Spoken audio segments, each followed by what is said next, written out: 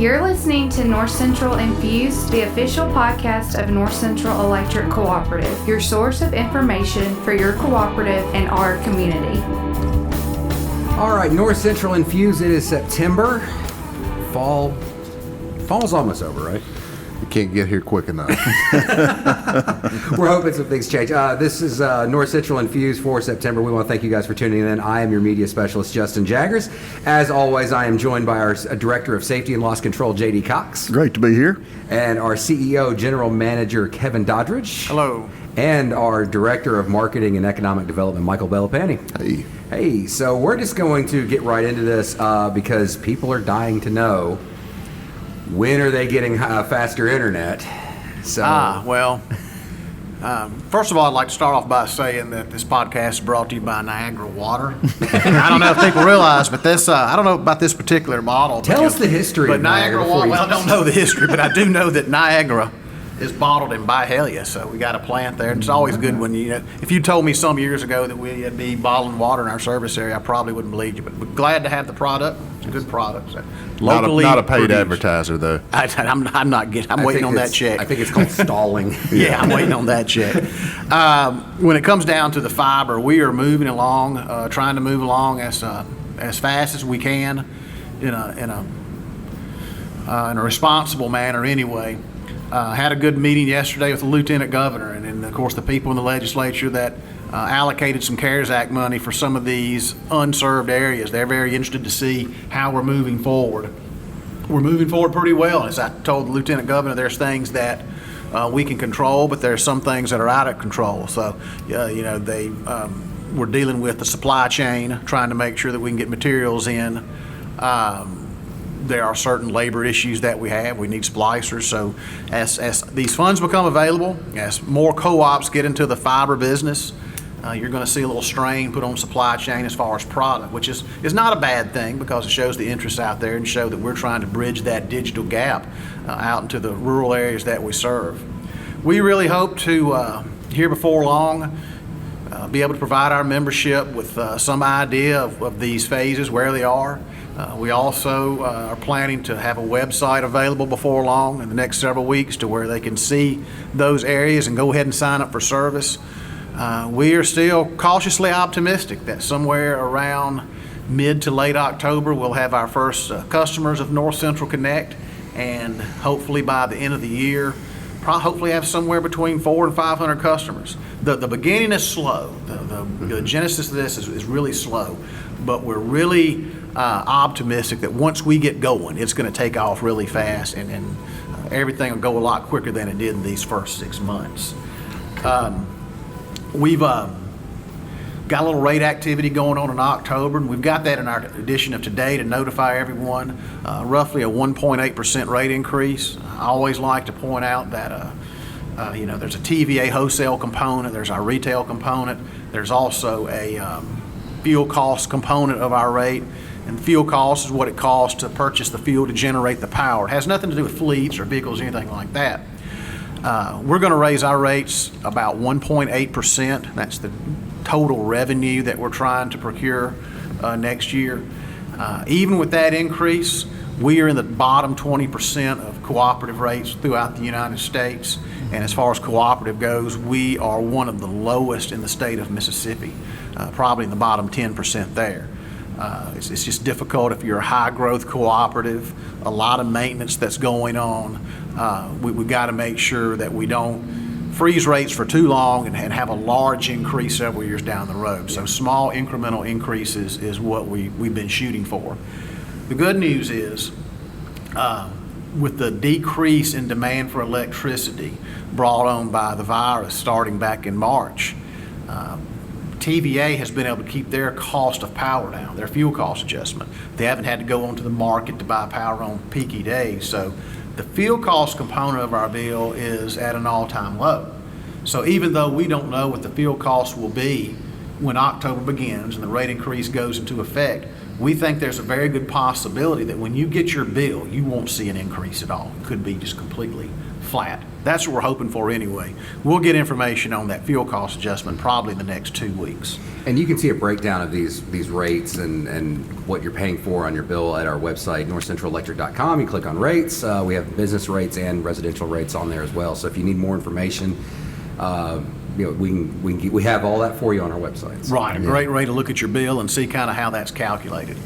Probably one of the most pressing things on our mind right now, when you get away from fiber and then this constant burden of the COVID virus that we have, is you don't see it on the news as much today as you did last week, but we had a major hurricane hit South Louisiana. It did not hit a populated area like it did South Mississippi and the New Orleans area, as Katrina did some, I believe, 15 years ago. But in an area between Lake Charles, Louisiana, back toward the Texas border, and significantly up north through the pattern of that storm, Hurricane Laura took away electric service for everyone down there. After the storm got through, the distribution system was down, the transmission system was down. So a lot of people down there doing without. A major concern is trying to restore power with this virus. With there being nothing down there, and we were told the morning after the storm on a group call with some of the people in Louisiana, we were told they needed immediately. This was just one cooperative, Jeff Davis Co-op in Jennings, Louisiana. We're working with them and Beauregard Electric Cooperative back closer to Lake Charles. But at Jeff Davis and Jennings, they needed immediately 300 people working. But the problem was that they have very few hotels in this rural area, and the ones that they had were not habitable. Also, all the restaurants, everything, any food services were completely gone. So they had to bring in, as we call them, tent cities. The tent cities normally accommodate 600 individuals, but we had to knock them down to a 50% capacity to try to do some spacing during the virus. You couple that with the fact that tent cities had to have certain type of air purifiers put in there, a lot of hand sanitizers, extra tents needed to be brought in for food services, maintain your spacing during serving food, having to bring food in from, maybe 100 miles away. There's really been some limitations. So these areas have not been able to bring in the help that they need immediately. So restoration down there will take far longer than it probably would have under normal circumstances. We were put on alert that we would probably be deployed last Saturday. As of now, we still don't know when we'll be deployed because they just don't have the resources to bring in enough help to get the system put back up. So that's something that we're closely monitoring. And y'all know as well as I do, when you're in this business and you know that people are out there without power, you want to do everything that you can possibly do to get their power back on. And to know that they're doing without and that our hands are tied behind our back right now is a very frustrating thing to have to go through. That part of Louisiana are very resilient people, though, and I have confidence that they'll weather the storm until we can get enough people down there to get the power back on to them. We also hope they're going to be very safe down there. A disturbing trend that I heard down there was they've had 18 casualties, and of the 18, I believe roughly half of them were related to accidents concerning generators. So we always have to remember, even up here if we have a storm or a power outage or any reason an individual wants to run a generator at their home or small business, there are safety things that you need to consider when you run that generator. And I'm sure JD will probably talk about that later. But.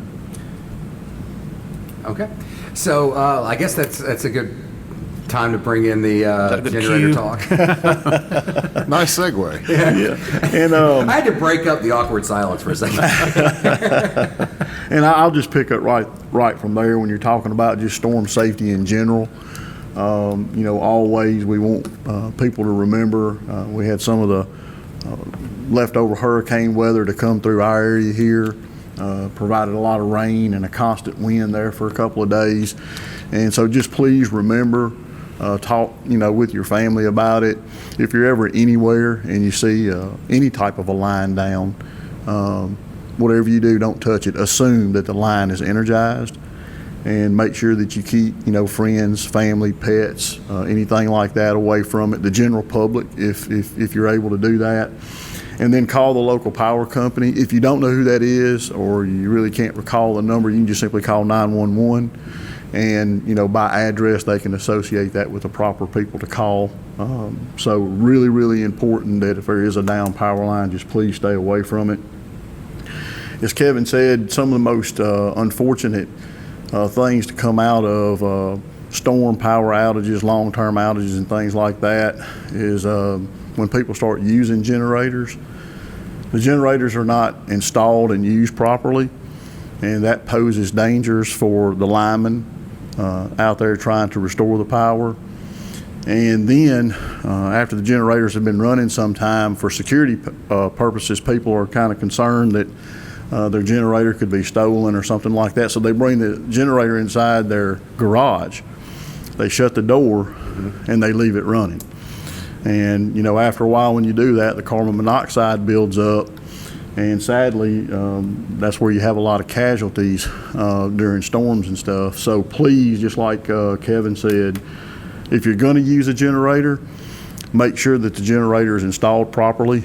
If you have any questions about that, please call a qualified electrician to help you with that. And if you're going to use a generator, also make sure that it's properly grounded and that it has proper ventilation. Keep the generator outside. Do not use a generator indoors. They're not designed for that type of use. So please just, keep those things in mind. If you have any questions about any storm-related issues when it concerns electricity, power outages, and things like that, feel free to call us. We have all kinds of information that's prepared. We can get that out there to you. So don't hesitate to ask for that. That number is 662-895-2151. Also have a great announcement today. Really proud of this, something that we've been working on for some time and talking about. Northwest Community College last week announced the opening of a brand new program, and it is their utility worker program, and something near and dear to all of our hearts here. We're really excited about it. It really checks so many boxes. It's a local school through a proven community college. A lot of people do not understand what a great community college system we have here in Mississippi. It has been rated #1, as a whole in the nation. Northwest does a great job. They've been a great partner to work with, and we've certainly tried to do our part to help them and bring this program along. And so that's happening. They announced they were taking applications. I think they ended up with over 30. They're going through those applications now. The first day of class will be September the 21st. And, we're just really excited to be a part of an opportunity for folks to who decide maybe not to go through a traditional college and go through a route like this. It's the same thing that I did. And it really provides them an opportunity to provide for themselves and their family. Yeah. So really proud of that. Look forward to working with Northwest in the utility worker program, supporting them all that I can. How long is that program, just so folks know? With the COVID complications that we've had, this first one is going to be a 12-week class. Okay. Traditionally, after that, they will be 16-week courses. But with, like most things, with a little bad, there comes some good, because the program had to wait because of the COVID complications to get it started. The college is going to be able to acquire some additional equipment, things of that nature.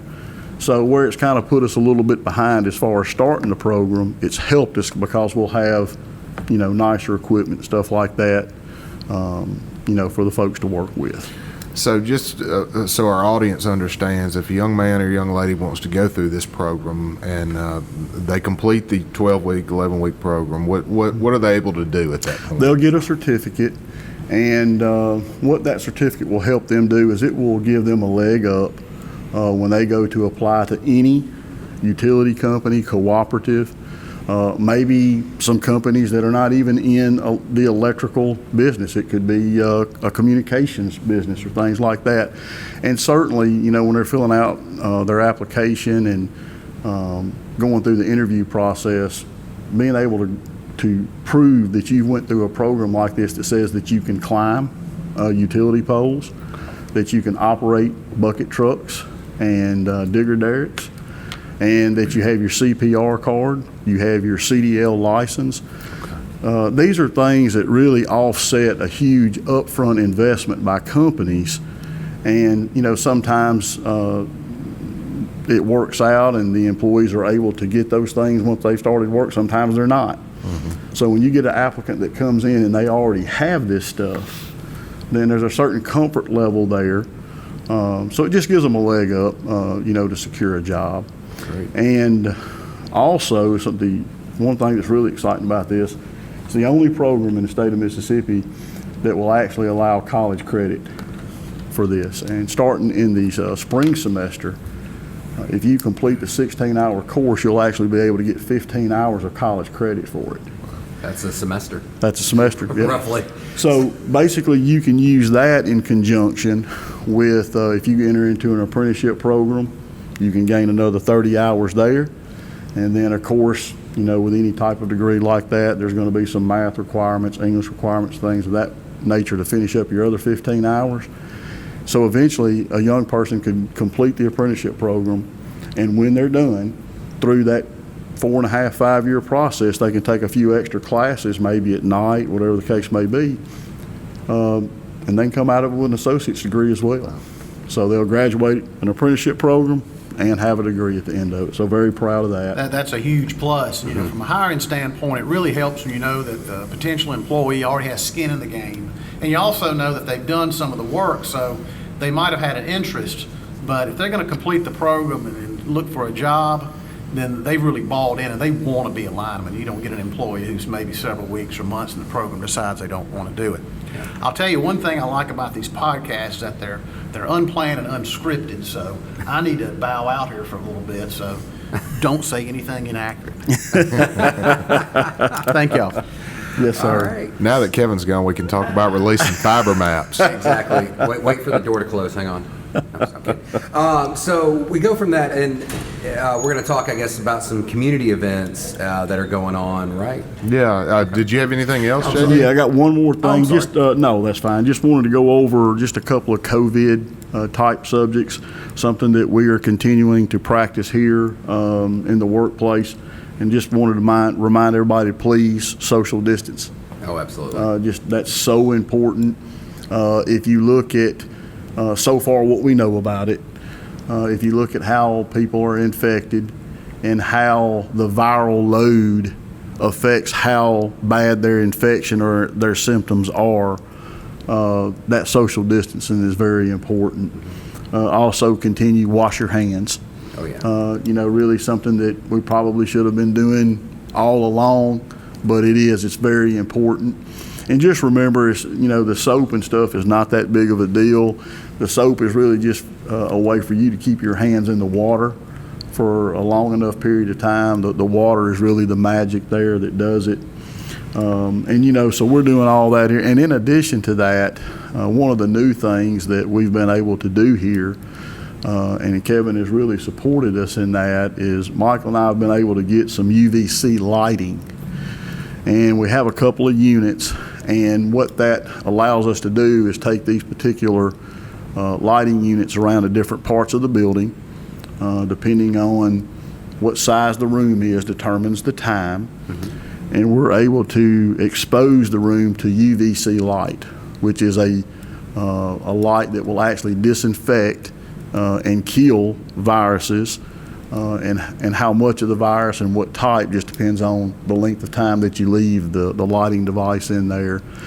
And we really do believe that going forward, this is going to be a technology that we're going to find many, many uses for. I think there's going to be a lot of great devices to come out to help us with not only COVID, but for the next illness that comes out, for the next virus that comes out. It's really put us all in a different frame of mind with a different perspective. And I think just in general, people are a lot more open to prevention. That's right. And so that's what we're trying to do, really trying to focus on prevention, and just very thankful for the UVC lighting program. And again, if you have any questions about that, feel free to call us. We'll share whatever information, especially if there's a business out there and it's some information they could get from us to help them in their decision making. We'll be glad to share, whatever information that we have that would help them determine to make the right decision, for their business. But we're really excited about it. And again, just a reminder, Kevin talked about hurricanes and stuff like that, storms coming through here. It is vital that we do everything in our power for prevention here at North Central, because if we have a storm, if your lights are out, it's obviously important to the person whose lights out, but it's important to us to get there and get them back on. That means a lot. We are part of the fabric of this community, and when our folks are out there and our members are out there and their lights are off, we're not good with that. We want to get them back on, and we don't want them inconvenienced any more than they have to be. Absolutely. And that's all I have. All right. Well, I'm going to expound on what you said about the UVC lighting, because TVA has really concentrated their efforts in the Energy Right program with incentives on helping to stop the spread of COVID. And in part, they have directed some of those incentives to ducted UVC systems, to where they go in your HVAC unit and disinfect rooms. So there are incentives available for business and industry that might be interested in doing that in their facilities. So go to energyright.com. You can find more information on UVC lighting incentives there. And I did reference fiber maps, and we have responded to countless messages. I was actually going to bring some of the messages we brought up that's been sent to us on Facebook the past few weeks. Yeah, it's wild, and it seems like that we field those questions. We try to as quickly as possible. Now, and something to keep in mind with social media is, that is not monitored 24/7. We try to give you the information that we can get. If you need to call somebody 24 hours a day, that's fine. But I know some answers are not exactly what people are looking for right now. But 662-895-2151 is the best way to get in touch with us if you do have questions about outages or some service stuff that we've had going on. I know that's been a lot of the questions that I've seen. So just call us up, but just keep in mind we try to get to this Facebook stuff as quickly as possible within 24 hours. And it's either you or I that's on the other end of that phone or computer. Our social media department is 2 people, and they're right here. So, but they're very efficient. We try to be. I guess we're gonna discuss this real quick. We have several emails, questions, phone calls, voicemails, anything. Who are we serving first? With North Central Connect. So I will now field that over to you and let you answer. Well, this project is very fluid, and we're doing what we can, and supply chain and labor issues and things like that are all variables. We'll just say that in this fiber project. But we did accept some grant money, and we committed to be able to try and serve by year end certain census blocks that have been deemed unserved or underserved by the FCC. If you're watching the video, those maps do exist. Yeah. They're right there. We're not bringing them any closer. But we do intend to release a map of our first phase of the fiber project on Monday, September 14th. Mm-hmm. So we'll make that public. Yes, we will. We might even have to make a video of that. Yeah. I know folks are excited. They're desperate. They're working from home. They're distance learning. Kids are learning from home. Yeah. So we'll have that information out there, and we are working every day. Seems like we're in a meeting or a conference call or a Zoom on this project every day. So. Website launch, we would expect that to come out in the next couple of weeks, and that way folks can enter their address. We get to know that they want service, and if they're in the planned areas, they can go ahead and pre-register for that service. So. And yard signs to come. Yeah. Marketing abounds. Yeah. y'all should get the Today in Mississippi, the new September issues coming out, and we're quite proud of this. It's highlighting a big moment in Mississippi, and that's the opening of the Mississippi Aquarium. I would say reopening, but it does not compare to the old Mississippi Aquarium on the Gulf Coast in Gulfport, if anybody recalls visiting that. We also have a feature on Methodist Hospital and some folks that need recognition. That's our healthcare heroes. Absolutely. So there's information in there about that. Also, National Voter Registration Day is September 22nd. Voter registration is very important, and as an electric cooperative, the democratic process is very important to us. So we want to assist any member that is interested in registering to vote. We want to encourage that. We actually have voter registration forms here at our office, and we will mail them out for you if you come by and pick them up. Some information on our annual meeting, which will occur on October 28th at 2 o'clock. And we are currently assessing how best to do that with the current conditions of the pandemic. So stay tuned for that. Also an article about a contractor that we're using and a current project upgrading our automated metering system. I'm glad you mentioned that. I was about to bring it up. Yeah, it's so over time I guess we implemented this program of automated metering 15 years ago. So I recall living in Olive Branch and getting my new meter back then, and what it did is it enabled North Central to be able to read that meter remotely and have better outage response, a safer outage response. Yep. Those things are nearing the end of their useful life. So we're out there and over time replacing all of our meters. And so we get a lot of questions from members on that. It's still the same dumb old system. It's not, people refer to it as smart meters, but we read those meters remotely by power line carrier. There's nothing other than an improved electric system with those. So more information is coming in the Today in Mississippi about that. And also our annual feature on hunting season. So it lays out the hunting schedule for the year through the Department of Wildlife and Fisheries and Parks. So I know we have a lot of folks that are interested in that. And one thing I'm excited about is a new contributor that we'll have on a regular basis, Nfused. Yes. She's got some great recipes in the Today in Mississippi, and we're great writer and cookbook author. So we're glad to have her as a regular contributor to the Today. And Michael, I just want to say, kudos, because I know that you've been a big part of transitioning to a magazine, and kudos to our statewide. Really, it's an impressive product.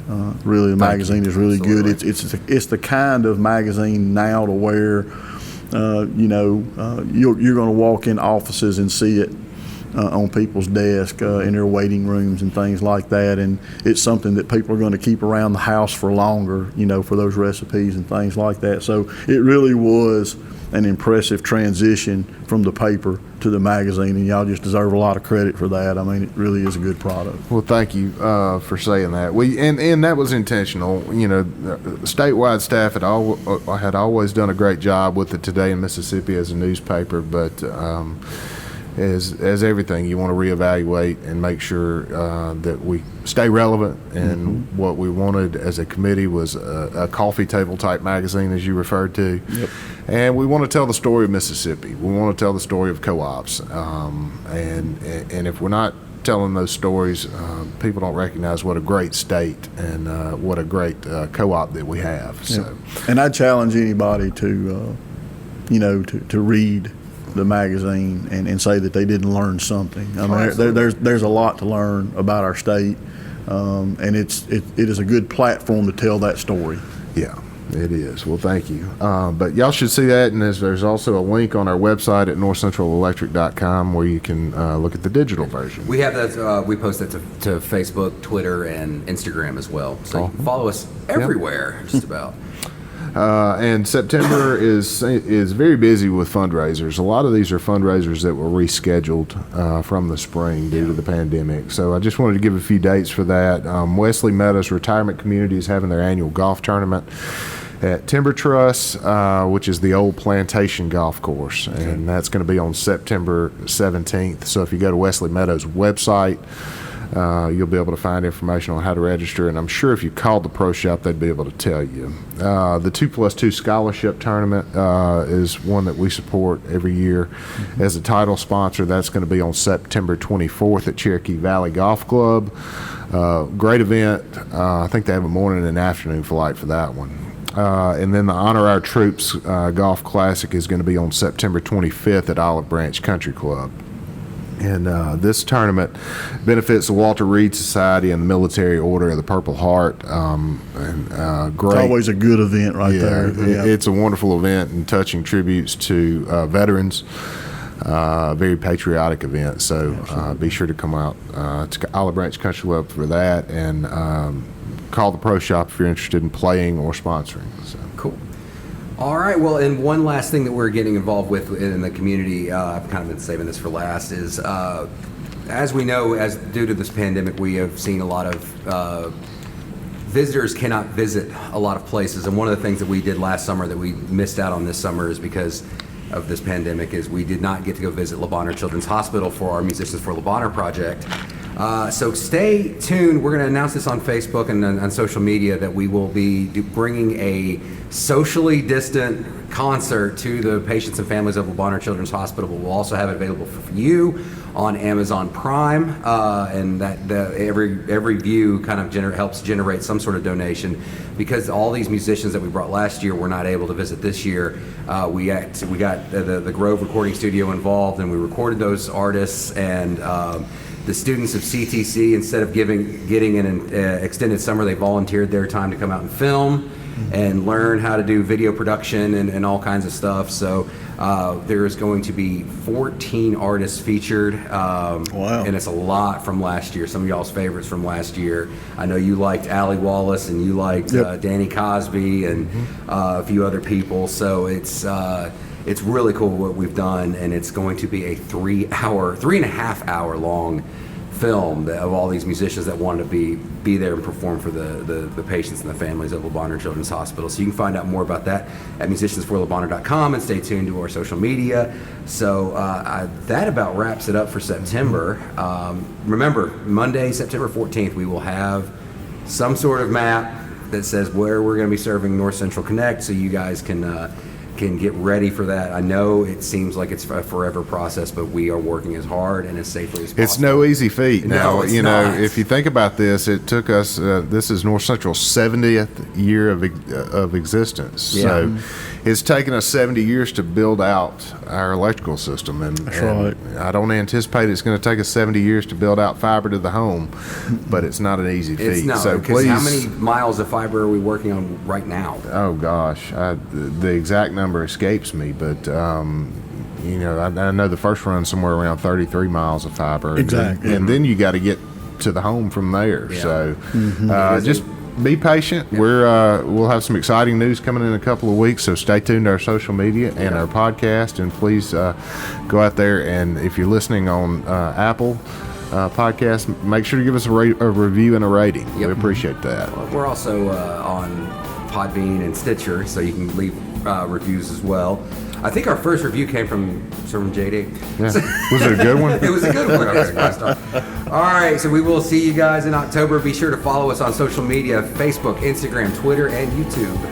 Thanks. Thanks, sir.